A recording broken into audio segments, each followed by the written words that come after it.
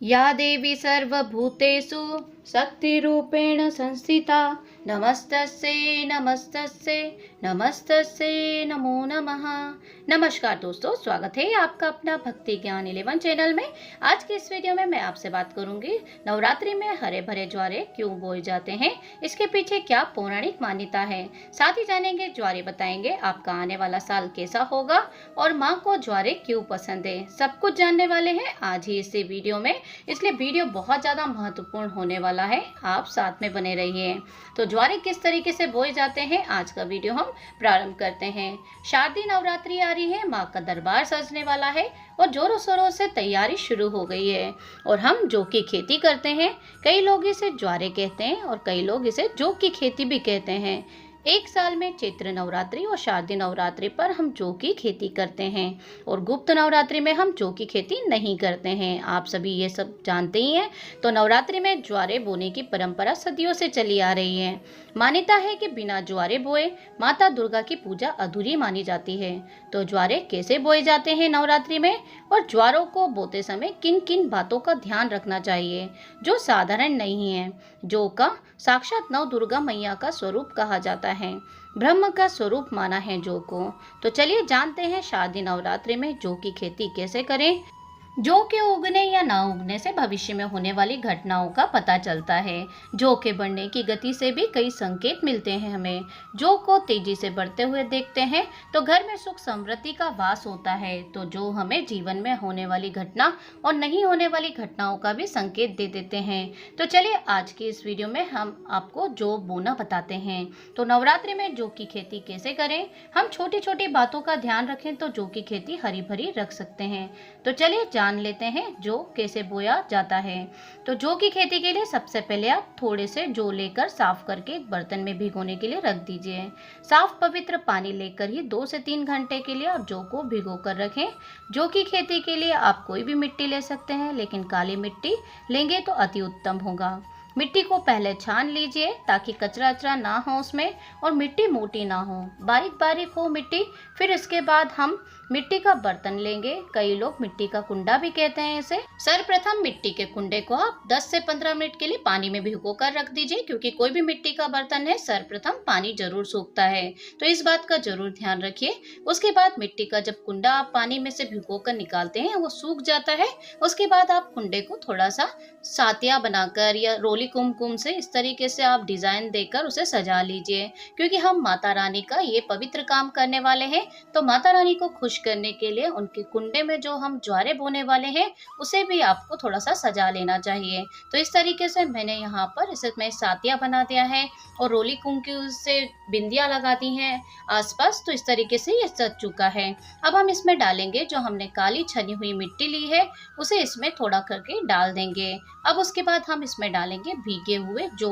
ये देखिए 10 से 15 मिनट लगा है और उसमें ये जौ का कलर है वो चेंज हो गया है और थोड़े से जौ बड़े भी दिखने लगे हैं।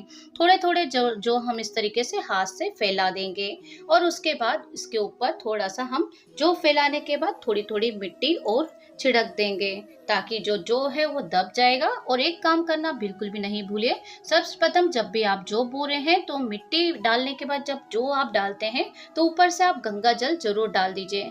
गंगा जल इसलिए डालिए क्योंकि ये बहुत ही पवित्र काम है और गंगा जल हर चीज को पवित्र कर देता है। तो हम यहाँ जो भी मिट्टी हम यूज कर रहे हैं जौ को उगाने के लिए, उस मिट्टी को पवित्र करना बहुत ज्यादा जरूरी है। तो इस तरीके से हमने जौ में ऊपर से थोड़ा सा गंगा जल छिड़क दिया है। इस तरीके से हमें ज्वारे बोना है। ज्वारे बोने के बाद हाथ में थोड़ा थोड़ा पानी लेकर ऊपर मिट्टी पर इस तरीके से छिड़क दीजिए।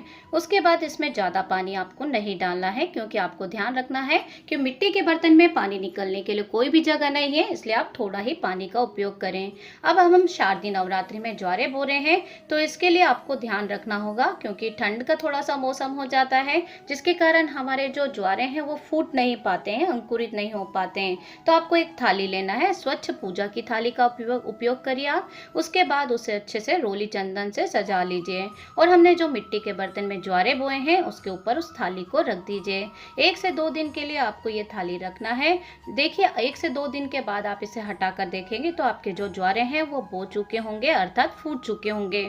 उसके बाद आप दिए गए मुहूर्त के अनुसार आप यहाँ पर घट स्थापना कर सकते हैं। तो देखिए इस तरीके से आपको घट स्थापना करना होती है। आप एक कोई भी मिट्टी के बर्तन में थोड़ी सी आप मिट्टी ले लीजिए, उसके ऊपर एक कलश रखिए। कलश अर्थात कई लोग तांबे का कलश लेते हैं और कई लोग घट स्थापना करते हैं उस समय पे मिट्टी का कलश लेते हैं। तो आपके वहाँ पे जो भी परंपरा है उसके हिसाब से आप ये काम कर लीजिए।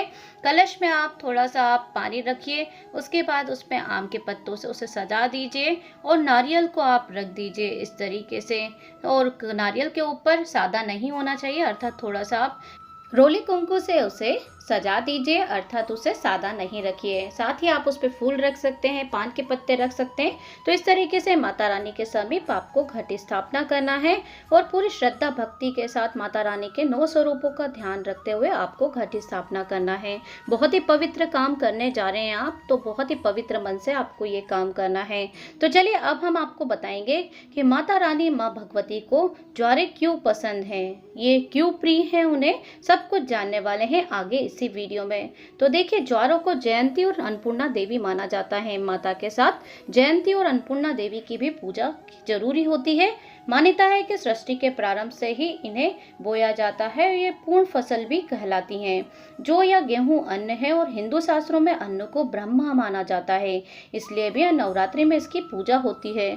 जब भी देवी या देवताओं का हवन किया जाता है तो उसमें जौ का बहुत ज्यादा महत्व होता है। जौ बोने से पहले वर्षा, फसल और व्यक्ति के भविष्य का अनुमान भी लगाया जाता है। कहते हैं कि जो आकार और लंबाई में नहीं उगे तो उस वर्ष कम वर्षा होती है और फसल भी कम होगी, इससे भविष्य पर असर पड़ता है। तो बोए हुए जौ के रंग से भी शुभ और अशुभ होने का संकेत भी मिलता है।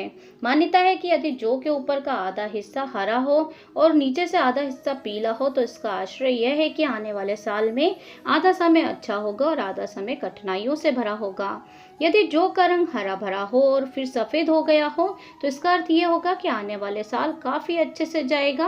यही नहीं, देवी भगवती की कृपा से आपके जीवन में अपार खुशियां और समृद्धि का वास होगा। तो कहते हैं कि नवरात्रि में बोई हुई जो जौ हैं जितनी बढ़ती हैं उतनी ही माता रानी की कृपा भी हमारे ऊपर बरसती है। इससे व्यक्ति के घर में सुख समृद्धि भी बनी रहने के संकेत मिलते हैं। तो इस तरीके से जौ के अंकुर जो है वो 2 से 3 दिन में फूट जाते हैं। ये बहुत ही ज्यादा बेहद शुभ संकेत होता है। यदि जो नवरात्रि समाप्त होने तक जो ना उगे तो यह अच्छा नहीं माना जाता है। हालांकि कई बार ऐसा भी होता है आपके उचित तरीके से जौ नहीं बोए जाते हैं जिसके कारण जौ नहीं फूट पाते हैं। तो इस बात का जरूर ध्यान रखें। हमने पूरे वीडियो में एक एक चीज बताई है और जौ बोते समय हमें किन बातों का ध्यान रखना चाहिए वो भी आपको बताई है। तो जरूर ध्यान से इस वीडियो को सुन लीजिए, उसके बाद घट स्थापना करिए। आपके लिए ये वीडियो बहुत ज्यादा फायदे वाला होने वाला है। और अगर आपको वीडियो थोड़ा सा भी अच्छा लगा है तो एक लाइक तो बनता है। कमेंट बॉक्स में जय माता दी जरूर लिख दीजिए या हैप्पी नवरात्रि भी आप लिख सकते हैं। तो ये वीडियो अपने फैमिली, फ्रेंड, रिश्तेदारों तक भी शेयर कर दीजिए, क्योंकि उनके लिए भी घट स्थापना करना उनके घर के लिए शुभ संकेत देने वाला होता है और वो भी पूरे विधि विधान के साथ माता रानी के इन ज्वारों को बो सकें। तो मिलती हूँ मैं आपसे नेक्स्ट वीडियो में। उससे पहले कहना चाहूंगी कि अगर चैनल पे नए हैं तो सब्सक्राइब जरूर कर लीजिए, नोटिफिकेशन बेल को भी ऑन कर लीजिए, ताकि जब भी इस तरह का वीडियो अपलोड होगा और आने वाले नवरात्रि के 9 दिनों के वीडियो भी हम आपको इसी माध्यम से देते रहेंगे। तो मिलती हूँ मैं आपसे नेक्स्ट वीडियो में, तब तक के लिए जय माता दी, जय भगवती माँ।